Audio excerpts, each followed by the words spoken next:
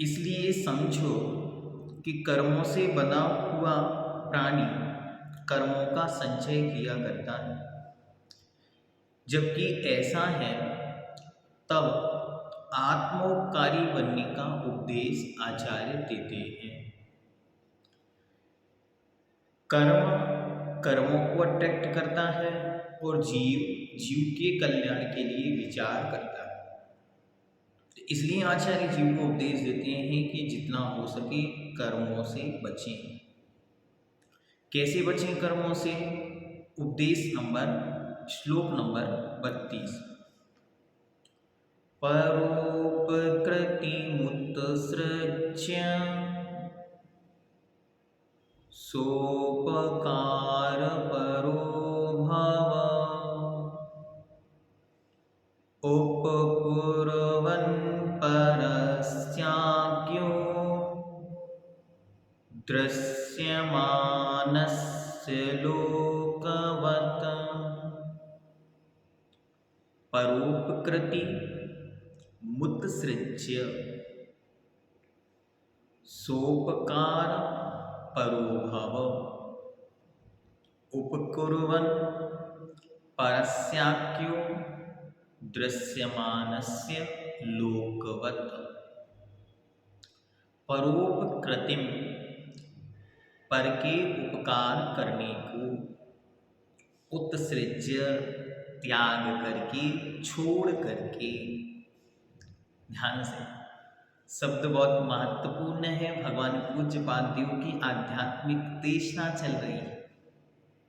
जहाँ सारा संसार कहता है कि परोपकार में लगो, वहाँ भगवान पूज्यपाद देव कह रहे हैं परोपकार को छोड़ करके सोपकार, अपने उपकार करने में परः भव, तत्पर हो जा।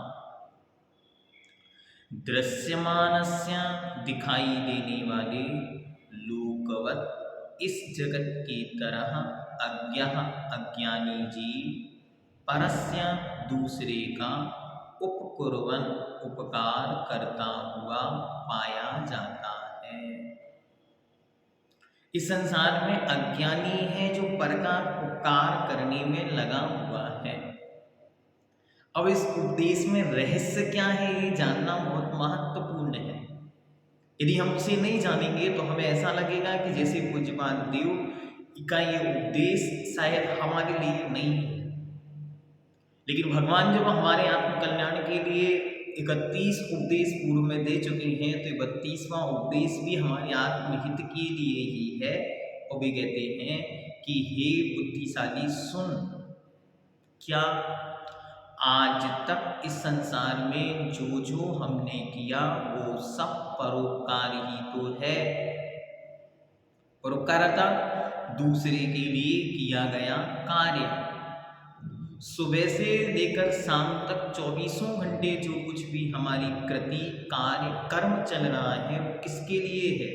पर अर्थात शरीर, घर, मकान, दुकान, पुत्र, पुत्री, स्त्री, माता, पिता, सब इनमें ही उलझा हुआ है। स्व अर्थात स्वयं आत्मा के लिए किया ही क्या है। बुद्धिमान पुरुष मुख्य रूप से अपना हित करता है। अज्ञानी अपना उपकार करना छोड़कर अन्य का उपकार करने में लगा रहता है। संसारी जीव जड़ शरीर के तथा पुत्र, स्त्री, मित्र आदि अन्य जड़ चेतन पदार्थों के पालन पोषण, सेवा चाकरी में अपना जीवन बिता देता है। वह अपनी आत्मा का कुछ भी भला नहीं करता। आप चाहें सुबह से लेकर शाम तक 24 घंटे एक कागज पर लिख लें, मैंने इतना समय इस कार्य में व्यतीत किया। आपको पता चल जाएगा कि 24 घंटे में 24 मिनट भी मैंने मेरे लिए नहीं दिए। मैं अर्थात आत्मा। 24 मिनट कह रहा हूं मैं। और कितने ही महापुरुष तो ऐसे मिलेंगे जिन्होंने 24 सेकंड भी नहीं दिए। और वो चाहते हैं कि उनका आत्मकल्याण हो, तो कहाँ से हो, कौन सी शक्ति से उनको आत्मकल्याण कर दिया जाए, कौन सा मंत्र उनको मार दिया जाए जिससे उनका कल्याण हो जाए। विचारणीय है, इस तत्व पर बहुत चिंतन हमें मनन करना चाहिए कि भगवान पूज्यपाद देव बहुत स्पष्ट कह रहे हैं, परोपकृतिम उत्सृज्य, अच्छी तरह पर का उपकार छोड़ो और शोपकार परो भव, अपने उपकार में तत्पर हो जा, लग जा अपने कल्याण में, अपना मार्ग प्रशस्त करो, कागज पर आज ही लिख दो मेरा लक्ष्य ये है और इस लक्ष्य तक पहुंचने के लिए मुझे ये कार्य अनिवार्य है, मैं संसार के पचड़े में नहीं पड़ूंगा,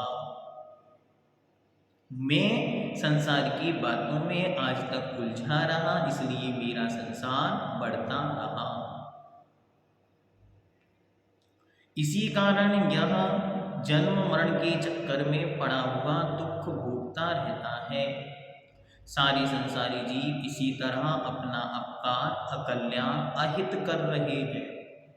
इसलिए आचार्य उपदेश देते हैं कि भाई, शरीर, कुटुंब, परिवार आदि अन्य पदार्थों की सेवा उपकार करना छोड़ दे, तू अपना उपकार कल्याण कर, यानी शरीर को हष्टपुष्ट बनाना छोड़ दे, अपनी आत्मा को हष्टपुष्ट बना।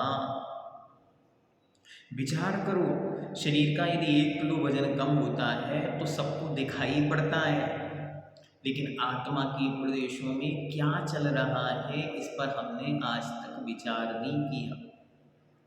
आत्मा की क्या दुर्गति हुई है इस पर हमने आज तक चिंतन नहीं किया। आत्मा को हष्टपुष्ट बनाने के लिए सम्यक्त धारण कर, सबसे पहले मिथ्यात्व छोड़कर सम्यक्त को धारण करें। व्रत, तप, त्याग, संयम का आचरण कर, जिससे तेरा दुखमय संसार भ्रमण सदा के लिए छूट जावे। ये है भेद विज्ञान।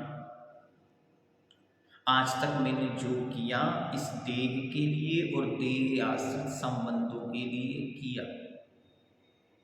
बहुत अच्छी तरह एक एक कृत्य को, अपने जीवन के विपरीतताओं को, अनुकूलताओं को, प्रतिकूलताओं को, परिस्थितियों को, अवस्थाओं को, व्यवस्थाओं को, सबको अच्छी तरह एनालाइज करें। इन सब में मैं कहाँ था? मैं अर्थात आत्मा।